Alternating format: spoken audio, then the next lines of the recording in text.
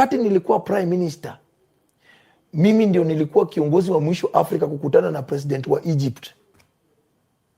Wakati nilikutana na president Egypt kurudi Kenya, iko group ambayo ilianza kama JNC kama hii yenyu, ikaanza demonstration, wakatoa ule president akashikwa na wanajeshi, akawekwa ndani na ministers wote. Wale hiyo group ilikuwa kama agency, walikuwa walikuwa tribeless, partyless, leaderless.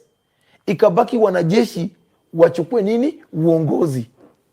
Wale wanajeshi walichukua uongozi, wakajifanya kutengeneza election in 2 years. Ule mtu alikuwa mkubwa wa jeshi ametoa uniform, ndiye anasimama president. Ule alikuwa Kenya Navy, waligawana post, wakachukua uongozi.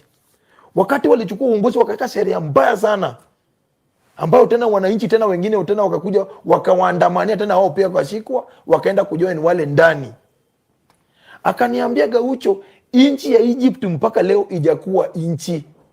So akaniambia, Ruto anaweza kuwa mbaya, but kwa sahi na kuomba endo waambie hao vijana wakitaka kutoa Ruto watoe through votes, but wasiende na hii inchi. Wakienda na hii njia watoe William Ruto leo, then Kalenjin kesho watangoja mtu atachukua president, then au pia watasema pana, huyu mtu wetu silitolewa na hiyo vita, then watatengeneza rebel. Wajaluo kwa hii miaka yote pia wamekwanga wakinyanyaswa, watasema pana, wacha tuungane na ndugu zetu wa Kisii na Waloya, tunataka hii kiti. Itakuwa Kenya, haitakuwa Kenya. So niambia hao vijana, mimi sijaungana Ruto kwa sababu, lakini najaribu ili hii nchi kuwe na amani ambayo tunaweza fanya biashara. Wangoje 2027 watoe Ruto through kura.